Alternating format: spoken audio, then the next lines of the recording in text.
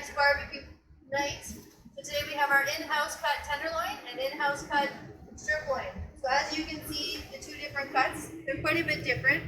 This is our tenderloin, very little on marbling, and this is our strip loin. It's got quite a bit more marbling in it, and there's a little bit of fat that we always leave on. So a lot of people are usually kind of scared of fat when it comes to steaks, but fat makes it so much better.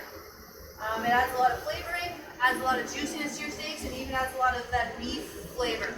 Right? So a lot of chefs, their preferred steak is definitely the ribeye. It's more of a cut that has more marbling in it, more fat content in it, which is definitely needed to get that kind of flavor. For a lot of ladies, like even myself, the tenderloin is definitely one of my favorite cuts, as it's a smaller cut, which I know I can eat it all. Ribeyes are great steaks, but I can never eat a whole one, so I never end up ordering one. So moving forward, we have the grill nice and hot. It's been on for about 15-20 minutes. Definitely pretty hot to the touch. So we're going to season the steaks to start. You always want to season both sides. When dealing with a barbecue, I always like to have a little bit of oil on the steaks. You don't need very much, just a very light coating. Just make sure that it's all over both steaks. That's just going to prevent it from sticking on the barbecue. I know everybody's barbecue is a little bit different, but we want to make sure that we get a nice sear and a nice caramelization on both sides, and that oil kind of helps with the sticking. We do a nice seasoning. I just want to pat it in on both sides. This is our in-house steak spice. If you don't want to use the steak spice, it's not a problem. On our regular menu, we just use plain salt and pepper, and that's really all you need for most steaks. But it's always nice to add a little bit of flair, a little bit more flavoring with different kinds of rubs. So we start by putting them on the grill. As you can see, there's very little oil. There's not really excess oil. Obviously, too much oil, and you're going to get a lot of flammage, which is something that we're trying to not happen. Okay, so we're going to put them on right on an angle. Right on the direct heat, nice and hot. We're going to wait about 3 to 4 minutes before turning. Okay, so now we're back. It's been a few minutes, and as you can see, I haven't touched the steak since I put them on. You can see this light discoloration. That's how we're knowing that we're getting a really good sear on one side. Okay, you see this little bit of coloration? So I'm just going to turn them completely over on the same angle. I was always taught that you cook one side, and then you flip it over to the other side, so we're trying to establish a more even cooking. Now obviously, as you can tell, the tenderloin is quite a bit more thicker than the strip loin. So often the tenderloin will take a little bit longer than the strip loin, obviously because they're different cuts of meat completely. So we're going to wait a few more minutes on this side before doing a 90-degree and turning and getting our hatchback marks. Okay, so once again, we can see a little bit of caramelization right around the ends, a little bit of discoloration. So we're just going to move it 90 degrees to the other, so we're getting those nice hatchback marks. Okay, so in total, each side you're looking at about 6 to 7 minutes. And then we're going to move them to an indirect heat to finish them to the proper temperature. Okay, so this is our last turn. We waited a few more minutes and we can see how we have some blood coming out, so we know that they're getting to a right temperature. And see how I move it to a different spot? So this new spot, I know that it's definitely a lot hotter. If I would have turned it right directly, I probably wouldn't get the very nice sear marks, so I always want to move it to a new spot. And that's giving me these nice caramelization on the bottom, on both ends of the steaks. So we're just going to wait for a few more minutes to get the nice sear, and then we're going to move to indirect heat. We're going to take a quick temperature with our little probe here. These are really easy to find. They're at grocery stores nowadays. They're becoming a lot more inexpensive. So you'll really be able to tell the difference between the two cuts of beef, because obviously they're completely different thicknesses. You want to get it right in the middle. It's going to continue to go down quite a few degrees, but you can tell our strip loin, we're really not far from a mid-rare. Okay, and then our tenderloin. Again, it's going to continue to go down a couple of degrees, but we're pretty rare. Okay, so basically the steak is literally just been seared. At this time, you want to turn down your heat and move them to your second shelf.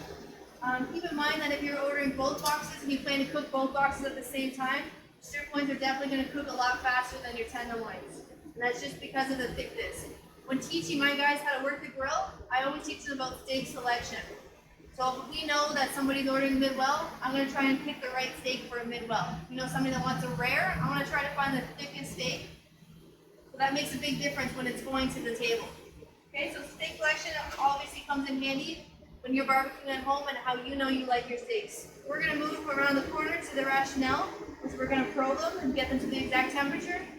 You're gonna close your lid and keep them up off of indirect heat, so then it gradually gets up to temperature that we're looking for. I don't have a towel. Okay? And then we're gonna set our internal temperature.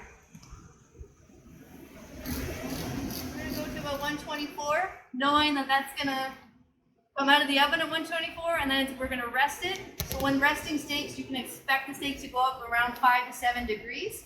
So anywhere under 130, 125 to 130 will get you your mid-rare. Okay, we just wanted to take a couple minutes and show everybody the primal cuts of what comes into bistro. So this is our tenderloin. This is exactly how it comes into the building. We haven't done anything to it besides taking it out of the bag. As you can see, this looks nothing like the tenderloin that we have cut. So there's quite a bit of waste on tenderloin. Okay, so this is a chain that literally you can pull it off. But even this alone, just to kind of give you a rough idea, all of this is trimmed off, obviously. Okay, it has a head that partial, this is all trimmed off, all this silver skin gets trimmed off, and a lot of this back cap, and all of this silver skin underneath here gets trimmed off. So there is quite a bit of waste to tenderloin. And our strip loin is already at 124. We're just gonna let that sit for a couple minutes while we talk about this. So tenderloin is such a desirable cut because obviously it is a muscle that is not moved a lot. Okay, so that's what's giving it its tender texture that we all love with tenderloins. This one over here is your strip loin. So once again, we haven't done anything to it. This is how it comes into the building. So the strip loin, obviously there is quite a bit of waste, but we don't put any beef in the bin. Nothing goes in the trash regarding beef. We use it for multiple different ways, whether it's grinding it, whether we make our lasagnas, our meat sauce out of it, our burgers out of it. We use it as much as possible. Even the fat, we render it down, we make beef fat, we use that for additional flavoring in certain dishes. Beef is obviously very expensive. We want to utilize it as much as we possibly can. So our steaks are almost done. We're just waiting for our tenderloin to come up to temperature. We just have a few more degrees to go. So now we're back. Both of our steaks have come up to temp, and we've let them sit and rest for a few minutes. They've been resting for about 5 minutes. As you can see, some of the juices are coming out, but we want as much to stay into the steak as much as we can. Okay, so we're just going to cut them in half. So you can see we have a nice medium to mid-rare, and a nice medium to mid-rare.